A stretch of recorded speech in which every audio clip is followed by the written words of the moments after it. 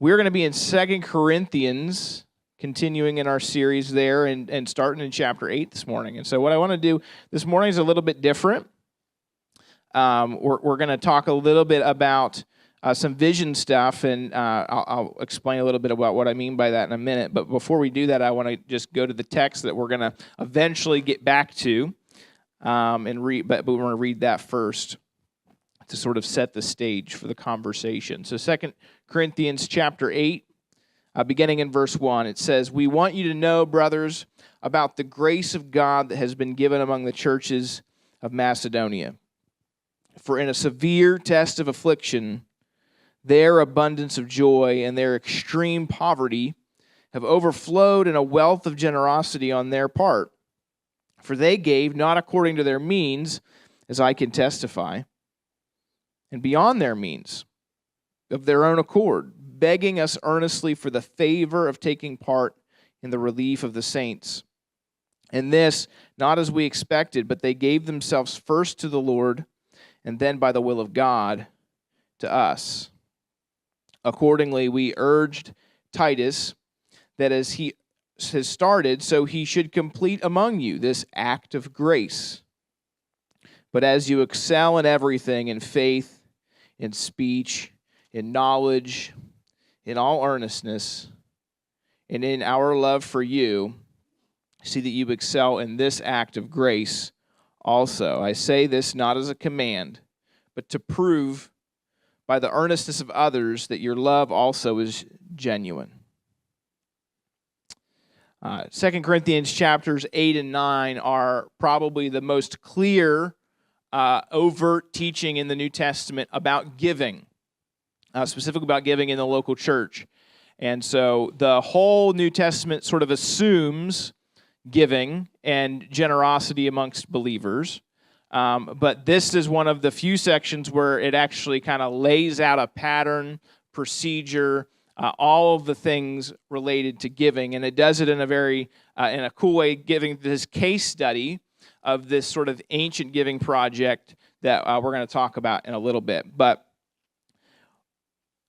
about a year ago, I actually think it was, if not exactly a year ago, it'll be a year ago tomorrow, next Sunday. I think it may have been the first week of June. I stood up here and asked for you guys to commit with us, and when by us I mean the elders of the church, to pray through the month of June about vision, about where God would take our church in the next season. And so we did some days of fasting in June for that. We did some times of prayer for that, and it's been a year. And if you guys were at the All Churches meeting, you know that we kind of began to sort of unfurl some of the things that God has sort of given us as the leaders of the church through that time of prayer for vision. And so what I want to kind of go over this morning as we get into these 4 weeks that talk about giving in 2 Corinthians is very timely for us. Because we know that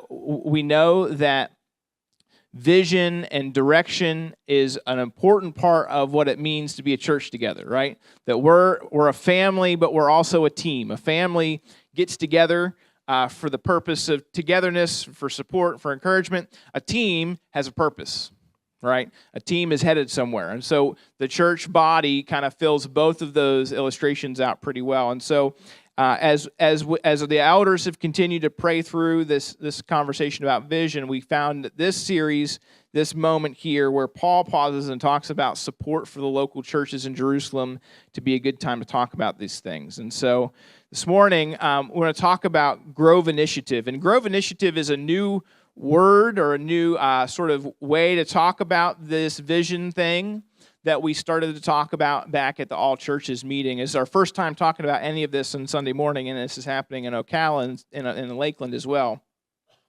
But Grove Initiative is what we're calling this 10-year vision for church multiplication. You guys probably have seen this a bunch of times. This is our mission statement as a church, that we are inviting our neighbors to meet and follow Jesus. That is our That is our why. That is what we exist to do. We believe that this is actually just a restatement of the Great Commission and the Great Commandment, that every believer is to be inviting our neighbors to meet and follow Jesus. You don't have to go to neighborhood church to be about doing that, right? That is what followers of Jesus should be doing. But the question is, a mission statement is great. It gives you a why. This is what we exist to do. But how are we going to do that specifically during a specific time period? That is a vision, right?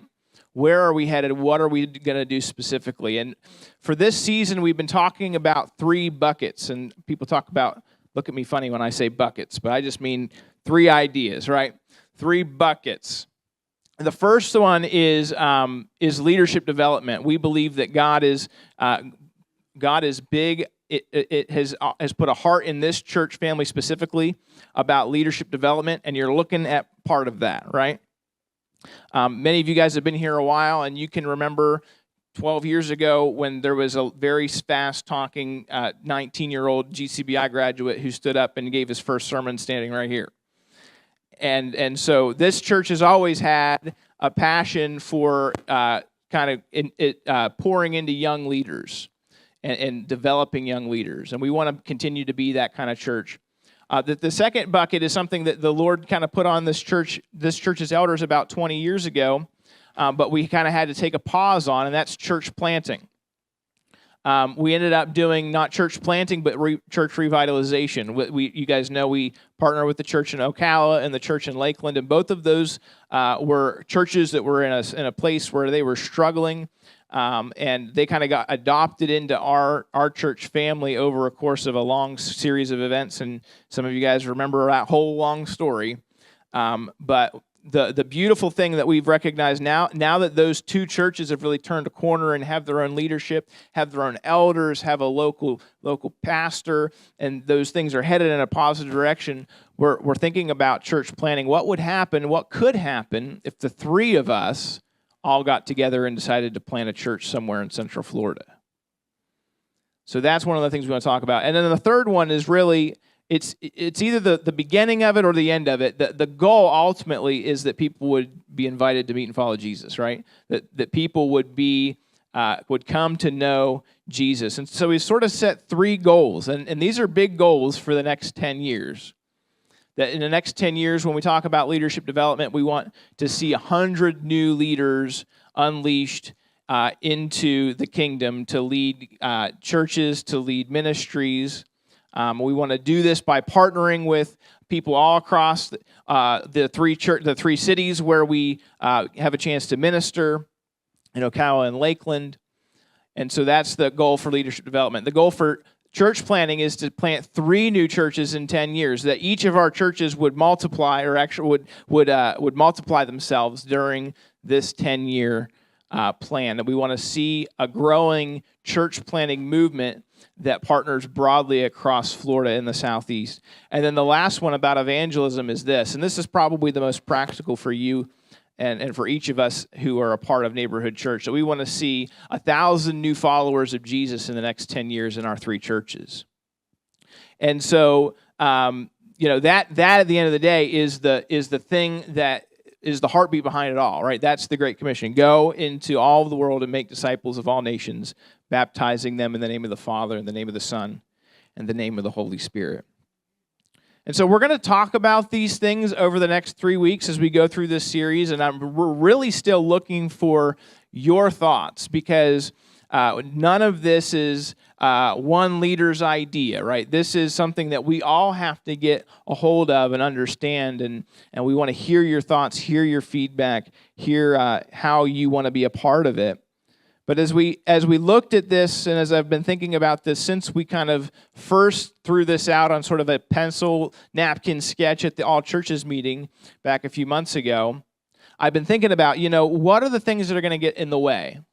What are the things that might be holding us back as in our churches as we talk about this vision for what we want to see God do in the next 10 years? And I kind of came up with 3 things, and they all start with P's because I'm a pastor, right? But the first one, I think, one thing that could hold us back is prayer.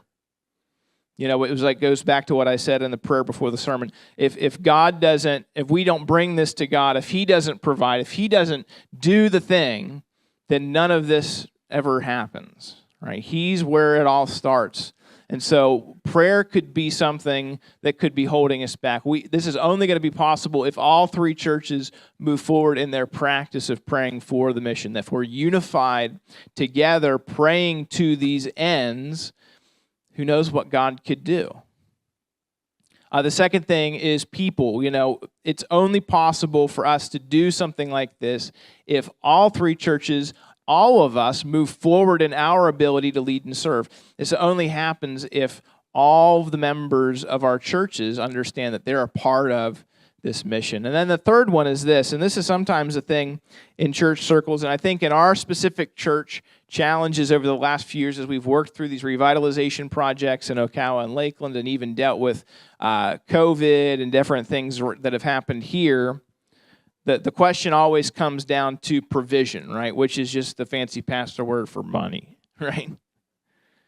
It's only possible if all three churches move forward in their capacity for generosity. And so provision is one of those things.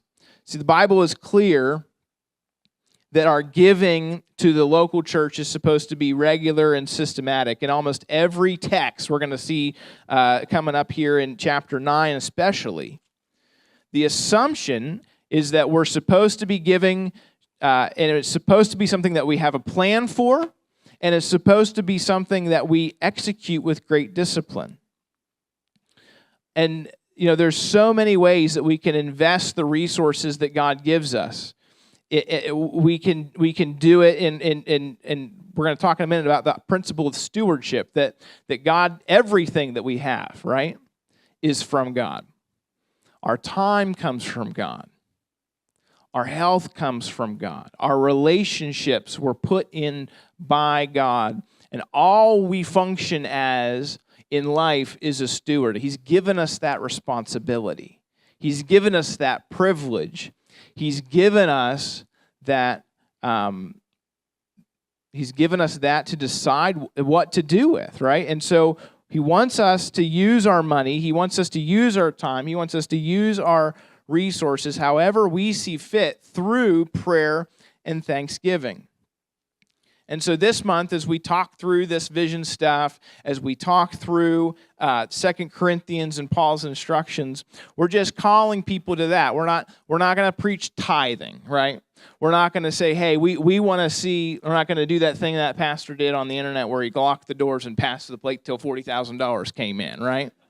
Like, I'd love to try that sometime. That'd be awesome. Just kidding. I can't believe that really happened. It's just crazy. But what we do want to consider is we want everybody to consider the idea of regular and systematic giving. And for us, in our modern world, that looks like recurring giving, right? We set up, I don't know about you, in my personal finance, I have it all set up now. My last thing I had, I pushed off was my water bill. Because the county makes you, or the city makes you go down there and fill a form out. It was like the biggest headache ever to get your water bill just taken out of your checking account. But anyway, we do this thing, right, in our modern world where we automate the things that are important. Why? We don't want to forget, right? I don't want to forget my mortgage payment. I don't want to forget the phone payment. So we just set it up, take it out, right? And so, what's that? Anniversary. Yeah, you should automate anniversaries too, Nate says. That's a great idea. That might be $1 million app right there. And so anyway, we're going to hop into the text here, but I just wanted to say that's the thing we're looking at this month is regular and systematic giving. And for us, that looks like recurring giving. You can set that up, by the way. You go to the website, nccbring.com. It'll kick you over to the app. And all you got to do is click that little button that says set up automated giving. And we're just challenging folks to do that this month. If you haven't already, many of you do. Many of you have your other processes for giving. But that's one way that you might think about, how do I become more regular and systematic in our giving? And what I want to do is look at these principles that Paul's given us, because we know that God gave us a pattern for giving to follow when it comes to giving. Let me read it instead of stumbling through it. God has given us a pattern to follow when it comes to giving. Why? Because he's a generous God. It's all ultimately based on him and his generosity. So when we read a scripture like 2 Corinthians, we've been talking about this the whole time, we're reading somebody else's mail. Right? Have you ever been part of one side of a phone call?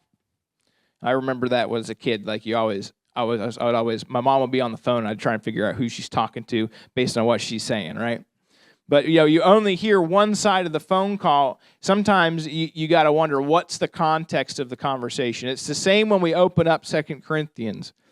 We know from Acts, we know from some other sources that Paul is in this section addressing a first century church giving project. And the recipients of the money that he's raising in this conversation, the ones that were in need, seem to be the church in Jerusalem.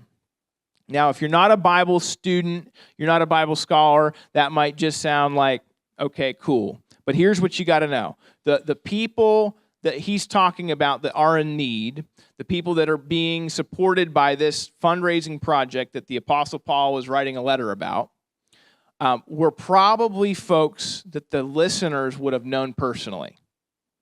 There was probably somebody in Jerusalem that was a cousin, that was a friend, that was a distant relative of some kind. They probably knew somebody in Jerusalem because the church started primarily as a movement amongst the Jewish people. And Jerusalem had been the hub of the Jewish community in that time, but they had gone through a process of being dispersed. Because of persecution, because of taxation, because of all kinds of things that were happening, the Jewish population in Jerusalem was leaving. And they were going to places like Corinth. They were going to places all across the Roman world and trying to find religious freedom, trying to find economic freedom, trying to find a new day. And so they probably knew somebody back in Jerusalem, the listeners who were hearing this. So this isn't a missionary who comes in to show sad pictures of, kids in Africa that they don't know. This is Paul writing them and saying, your cousin, right? You know that the friend that you met when you visited last time for a festival. Those are the people who were in need. The situation was dire, but they believed. The church in Macedonia that Paul talks about, we read about, right? The church in Corinth, they believed there was a dire need for the gospel in Jerusalem. Hey, 2,000 years later, guess what there still is a desperate need for? The gospel in Jerusalem and in every other place, right? And so what we have here is really cool. We have the Apostle Paul addressing how are these churches going to support and encourage, very practically, by giving their money, a church in a different place.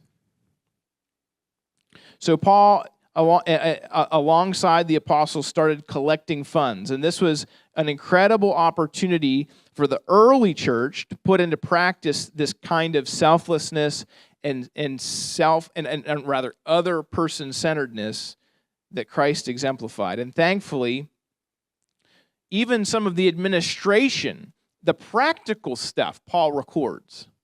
And so we have now, and the church has had, since this has been made part of the Scriptures, right?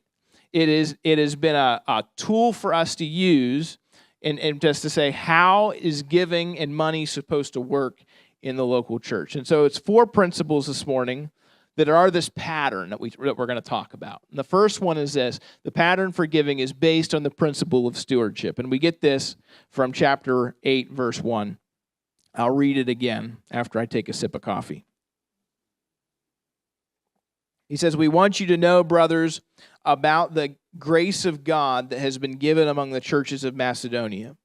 For in a severe test of affliction, their abundance of joy and their extreme poverty have overflowed in a wealth of generosity on their part."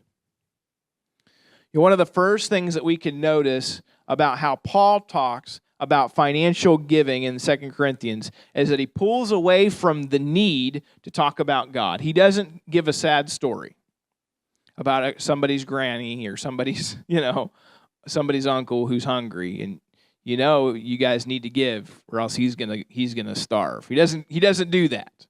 He doesn't start with some sad story and twist their arm. What does he do?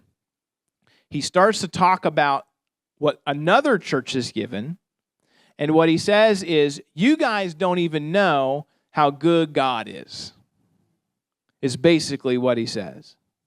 He says, you don't even know how good God is. He describes this gift as the grace of God that has been given among the churches at Macedonia.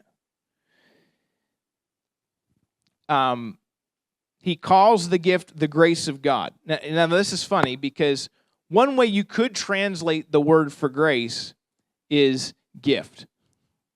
So you could translate this verse as, we want you to know about the gift of God that was given among the churches. It's the giving of the gift is a gift in the way Paul talks about it. And the idea that giving is a gift might sound funny, but the more that we think about it, it's true. I've told this story a couple of times from up here, so if you've heard it already, forgive me.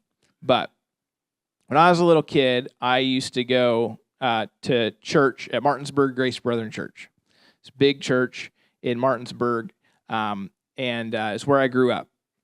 And so my parents would load us all up into the 15-passenger van because I'm the oldest of 10. And it was the truck/camp van, right? And it was just a big van, and we all piled into and piled out of. And as we piled out, when we got to church, there's like dry cereal everywhere, and somebody's got gum in their hair, and like all this stuff. As we're all piling out of the van to go up to our Sunday school classes, I remember, it probably wasn't every Sunday, but a lot of Sundays, my mom would hand us a quarter, or she'd hand us a dollar bill. And it was our job to take that and give it to the Sunday school offering, right? Because our Sunday schools would have like little manila envelope the teacher would pass around, and you'd put your offering in the thing. And that right there is such a perfect picture of how giving works for us as believers, right?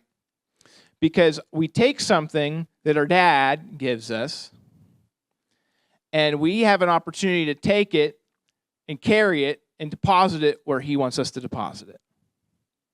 See, there was never any confusion at the second grade Sunday school class whose dollar bill that was.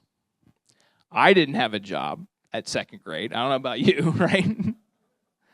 I did not have a side hustle. I was not doing like DoorDash on my bike. Like, didn't even exist yet. So I didn't have any money, right? But my dad had money. Well, my dad made the money. My mom kept the money. You know how that works. It was like, came out of her pocketbook. And there was never any confusion about whose the quarter was, whose the dollar bill was. But guess what? I got to learn a lesson about giving. That all we ever really do in life is take something that our dad gave us, or Heavenly Father gives us, and give it to somebody else. And that's true about when I'm buying groceries, right? He gives it to me, and I buy the groceries, and I feed my boys, right? He gives it to me, and I give it to the mortgage company, right? So we have a place to sleep at night. And all we're doing, if we could just view our money that way, how much less anxiety, I'm talking from my own personal experience, right, would we have? Recognize that it's all, he gives it to us, all I'm doing is moving it from one spot to the next, because none of it is mine. My wife does the same thing. My wife loves to give gifts. I'm not a very good gift giver. Nate, my anniversary app idea, we're going to work on that. But my wife loves to give gifts. She's a great gift giver, and she loves to involve Ezra in the process of getting a gift for somebody, right? And I don't know if you ever did that, but it's like Father's Day is coming up, and I'm sure she's cooking up some plan, and they're going to go to the store, and then that morning, Ezra's going to say, "Hey, Dad, I got you this gift," and Never any confusion about who got the gift, right? Mom got the gift. But we involve the kid. Why? Because it's fun. First of all, it's fun to involve your son, your daughter, in the process of generosity. It's teaching them something, too, about what giving is. See, the Bible teaches us that it's better to give than to receive. Jesus said that, recorded in Acts. Ironically, it's never recorded in the Gospels. Paul says that Jesus said it in Acts 20. That is more blessed to give than to receive. Stewardship, some of you look at that word and you're like, I don't know what he's talking about. Stewardship. Stewardship is defined as the careful and responsible management of something entrusted to one's care. So it's not ours. When you're a steward, it is you don't own the thing you're taking care of. You understand it belongs to somebody else, but you've been given the responsibility to take care of it. Biblical stewardship, then, is selflessly caring for all God's gifts, right? Our time, our talent, our treasure, for God's glory. At Neighborhood, we like to say that we hold God's gifts with open hands. Everything we have comes from God, and we hold those things with open hands because they're gifts. They're meant to be stewarded for His glory. There's nothing that we could give that wasn't already given to us by God. And I love how Paul points out the example of the Macedonians when he says that their abundance of joy in their, what's the next? Their extreme poverty. They have an abundance of joy and not a lot of money. But he says it's overflowed in a what? In a wealth of generosity on their part. Paul knew that God didn't measure by the size of the gift. God wasn't looking for a big check. Because get this, you can't impress God with numbers. This is surprising, but we can worship Him. And when we bring Him glory, we do it by joyfully giving, even if we don't have that much to give. And so the pattern for giving is based on the principle of stewardship. The second one is this, that the pattern for giving requires willing hearts. That's the third verse. He says, for they gave according to their means, as I can testify, and beyond their means, of their own accord. And that's the part I would underline, of their own accord. Begging us earnestly for the favor or the gift of taking part in the relief of the saints. So the second thing that we learn from Paul's instruction is that a biblical pattern for giving requires willingness. And I'm focusing in on that phrase, of their own accord. The Macedonians were beyond willing to help, right? It says that they begged for the opportunity to be a part of what was going on. They saw the chance to share with the church in Jerusalem as an honor and as a privilege, and they sought it out. And so we should first understand that this kind of benevolence, this kind of generosity is not natural from a human perspective, right? Sure, people who aren't believers even can participate in philanthropy. There's all kinds of giving, all kinds of charity, all kinds of works out there. You don't even have to be a believer to get behind. But this giving is not like an exclusively Christian concept, right? But this kind of sacrificial giving from people who themselves were struggling, it says, right? They were he defines their financial situation as extreme poverty. I know that we're kind of in an economic time right now, right? But I don't think most of us would say we are experiencing extreme poverty. The Macedonians didn't look at their situation and say, I can't help. They saw their situation, knew who their dad was, and said, I would love to do what I can. What a shift in thought process. See, many of us struggle the minute somebody in church starts talking about money. We think, here we go again. It's like a Joy FM fund drive that I can't turn the dial on, right? I'm stuck here for the next 45 minutes to listen to this. If that's you this morning, here's what I want you to understand. God doesn't need your money. He wants your heart. God doesn't need your money. He wants your heart. He doesn't need your money. The Bible teaches that he already owns it. Whether you admit it or not, it's his. It came from him. And what does it say? Job 1:21. Job says, "Naked I came from my mother's womb, naked I shall return. The Lord gave, and the Lord has taken away. Blessed be the name of the Lord." If that's not a summary of this concept of stewardship, of understanding I don't ultimately own it anyway, I don't know what is. Job says, I didn't come into this world with anything, and I have not seen any U-Hauls behind any hearses. And so I don't really have any right to complain, says Job, who lost a literal fortune. A literal fortune. Psalm 24:1 says, "The earth is the Lord's, the fullness thereof, the world and those who dwell in it. We belong to God, and so does our stuff." Psalm 50:10 says, "Every beast of the forest is mine, and the cattle on 1,000 hills." I like that one because I grew up with cows. But cattle was how they measured wealth in the ancient world. The reason why it gives you the count of Abraham's cows and all of his sheep and goats, why? Because that's his bank account. It's God's way of saying he was doing really well. And so owning the cattle on 1,000 hills, if you don't own cows, that's fine, but you probably do have a bank account. You might have a retirement account. You might have a equity in your home. And God says he owns all of it. That's his perspective. He doesn't need your money. It's already his. The Bible teaches that he already owns all of the money in the world. He's the ultimate owner of all of the resources. He doesn't need any of us to make his plan happen. He doesn't need any of us to make his plan happen. Yet he willingly limits himself, sometimes even, right? By working with us as human stewards. Why would he do that? Because he wants our hearts.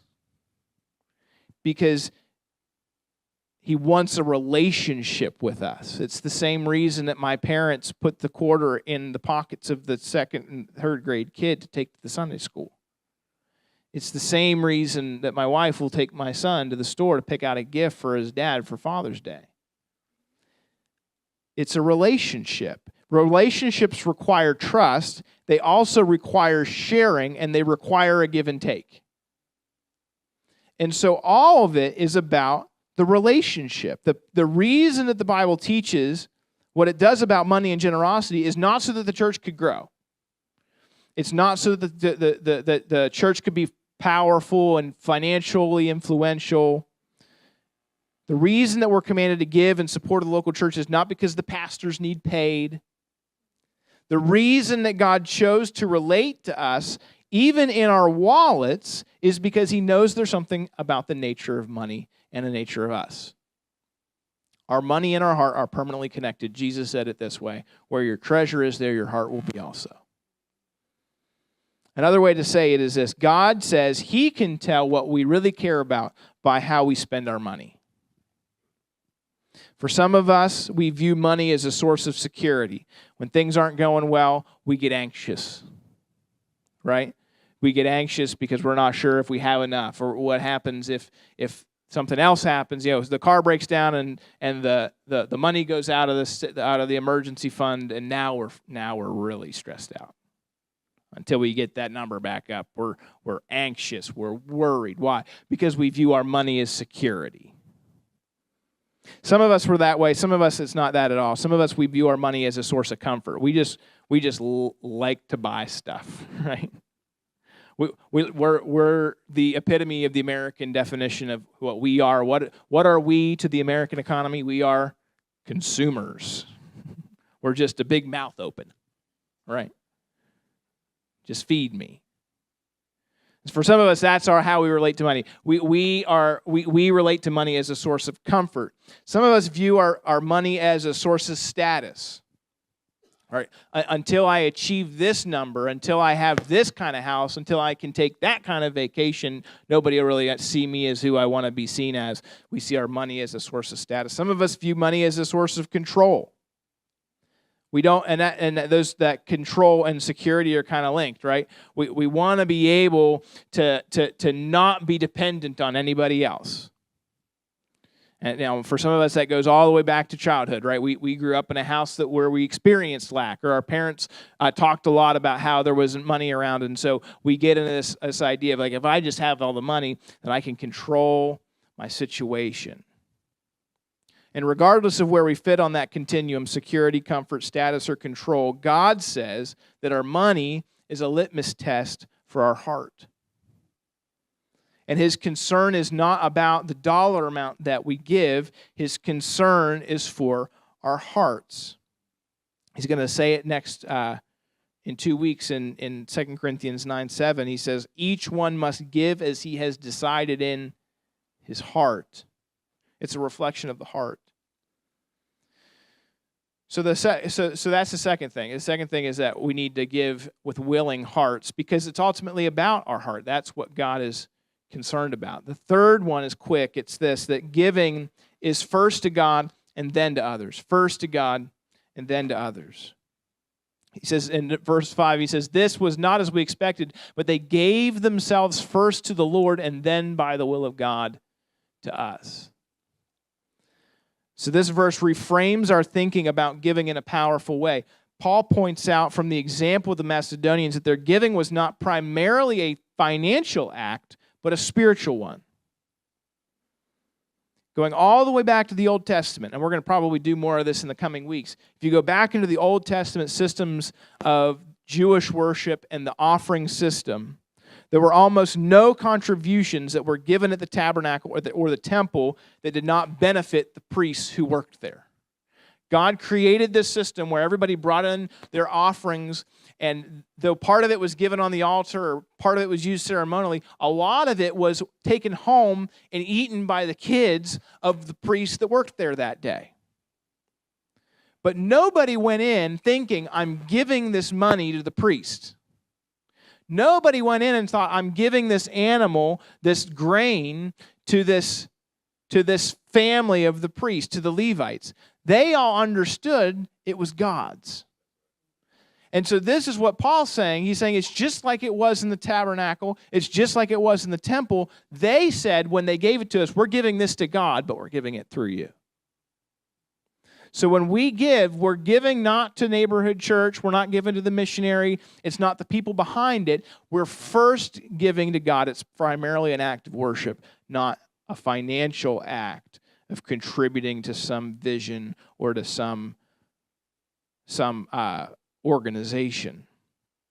We often talk about giving it to the local church like we would talk about any other charity. We make asks from up here related to needs of the organization, of fundraisers we're doing, all of these things, and we can miss the point. We can miss this critical point that it's an act of worship. We shortchange ourselves and we miss what's really going on. When I support the local church, when I give to the local church, I'm giving first to God. And by the way, that's why in 2 weeks we're going to look at, Paul's going to talk about the administration, and he's going to give all these details about how they're supposed to take care of the money, because if it's God's money, then we better pay attention, right? If it's God's money, we better pay attention. So the leaders of a local church have to take extreme care in taking care of the money, because it's not their money. It's God's money. Which actually, if you zoom out on the principle of stewardship, and it's all God's money, then how should we pay attention to how we manage our own money, time, and resources? The last one is this, and this is probably the most important one. The pattern for giving follows Jesus' example of love. Accordingly, he says in verse 6, we urge Titus that he is, as he has started, so he should complete among you this act of grace. So he's been talking about Macedonia and all the things going on. He says Titus is going to come by and he is going to continue this ministry of giving, this act of grace amongst you all. Verse 7, he says, but as you excel in everything, in faith, in speech, in knowledge, in all earnestness, and in love for you, see that you excel in this act of grace also. I say this not as a command, but to prove by the earnestness of others that your love also is genuine. For you know the grace of our Lord Jesus Christ, that though he was rich, yet for your sake he became poor, so that you, by his poverty, might become rich. And may God bless the reading of his word. We all know this, right? We all know that love can be faked. We talked about sorries last week, right? Not all sorries are the same. Sometimes we say, you tell the kids they gotta make up after the fight. You tell them to say sorry, and you as a dad know they're not sorry. And there's the we know this in relationships, right? That we all know that love can be faked, and one of the ways that we fake love is with money. We give a gift that is actually more like a bribe. And I'm not talking about necessarily the local church. I'm just saying in relationships to people and in our business life and whatever, like that's kind of the currency of how the world works, right? Because the world kind of defines love as like, I scratch your back, you scratch mine, right? And there's this give and take, and money gets used as this power that we have over people. And what Paul points out is he says, actually, that the love is the heart of all of this. Remember, God's after the heart, not the money. And so he says, what all the money does, all your giving does, is prove the love that's already there, he says. Paul knew that the love of the church in Corinth for the people in Jerusalem was genuine. He knew them. He was their friend. He was their pastor. He knew they cared. But what he says is when you guys do this, what you're doing is you're proving the love. He appeals to their affections for God and for his people by saying, let your giving reflect your love. When someone we know gives us a gift, we would have never thought, right, well, what are they trying to get out of me? Right? If we have that thought, there's a problem with that relationship, right? So he says, we know intuitively the difference between a gift and a bribe, right? We know when it's a generosity that's based on love versus generosity that's based on something else. We know when love is genuine, and all this does, all this implies something very important, right? That love that is stated but not backed up with action is not love that's gone all the way yet. Right? We can say we care about somebody until we put action behind that. And what Paul does is he points out Jesus. He says, our giving is to follow the example of Jesus, who didn't just say, oh, look, they need help. I really love them. And stay up in heaven and let us figure it out. He saw us in need. And what does it say in Romans 5? He says, God demonstrates his own love toward us in that while we were yet sinners, Christ died for us. Jesus put action behind what he said, behind the love. Paul appeals to this incarnation truth, to the cross even, as the ultimate example of what has been termed sacrificial giving. Jesus gave up the riches of heaven, he says. He puts it in financial terms, which is fascinating. He says he was rich, but he became poor. Why? So that you could be rich, so that you could inherit eternal life. Matthew 8, Jesus said that it says, somebody comes up to Jesus and says, I'll follow you wherever you go. And Jesus said to him, foxes have holes and birds of the air have nests, but the Son of Man has nowhere to lay his head. Jesus says, I'm couch surfing, right?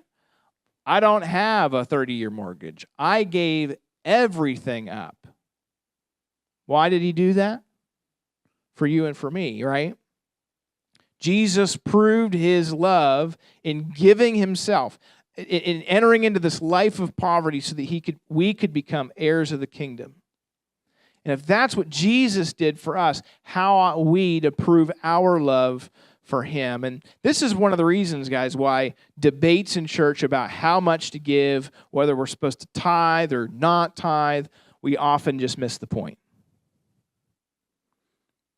We frame it as a financial investment, not an act of worship. And we do math to figure out how much we can afford to give while Jesus gave it all for us.